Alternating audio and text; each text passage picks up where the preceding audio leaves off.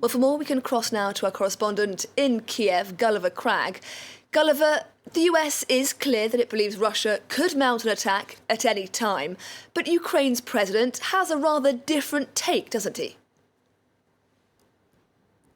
Yes, well, Joe Biden and Antony Blinken are really talking up the likelihood of some kind of Russian military action in Ukraine. Volodymyr Zelensky seems to be at pains to do the opposite. Yesterday, he released his first video address to the nation of 2022. This is a format Volodymyr Zelensky likes. He often does these video addresses, but this was the first one this year, unless you count one he did from a ski slope as he was skiing about 10 days ago, which was also designed to show that he was going on holiday just like normal and not panicking. And this more formal address was actually entitled No Panic. And he said, look, we've been at war with Russia since 2014. This has been going on, and the risk that there could be an escalation has always existed, and it still exists now, but it's not necessarily bigger now just because there's so much fuss about it in the media.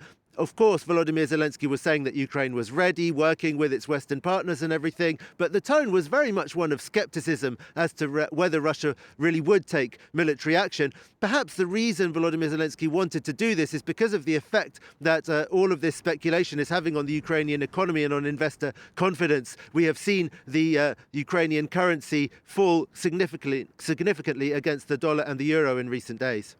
Meanwhile, US Secretary of State, of course, Antony Blinken, he's in Berlin today for talks with Germany, France, also the UK. What exactly is Ukraine expecting from its Western allies?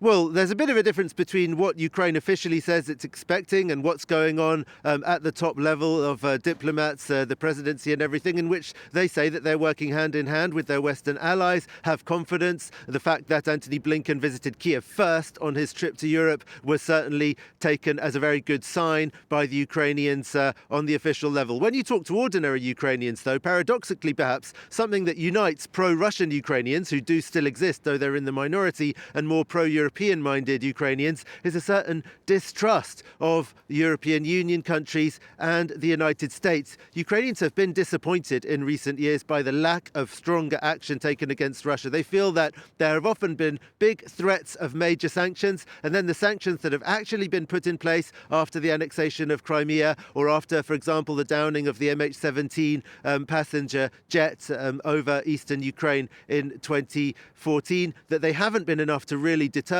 Vladimir Putin. He hasn't stopped financing and arming those so-called separatists in the east of the country. And so they're a little bit skeptical about whether there will be any tougher action now. And the fact that Joe Biden in his press conference admitted that there were divisions within NATO about how the alliance should respond in the case of some kind of a smaller scale incursion other than an outright full-scale invasion of Ukraine, or in some kind of major cyber attack. The fact that he admitted to those divisions and to hesitancy on the part of some NATO members obviously did nothing to reassure the Ukrainian public about that.